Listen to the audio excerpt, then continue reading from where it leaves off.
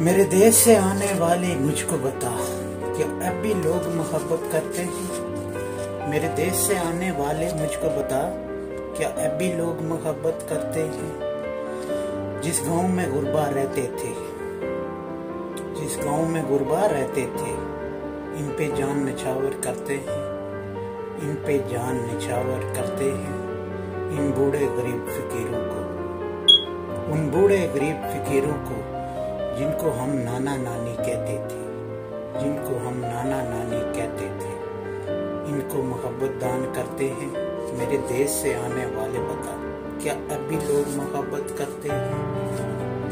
इन खेत खलियानों में मिलजुल कर जो हम काम करते थे, इन खेत खलियानों में मिलजुल कर जो हम काम करते थे, घर से आने वाली रोटी मिलजुल कर हम लोग खाते थे। मेरे देश से आने वाले बता, क्या अब भी लोग मोहब्बत करते हैं? बहुत बहुत शुक्रिया। सैयद नबी साबिर फ्रॉम सऊदी अरब।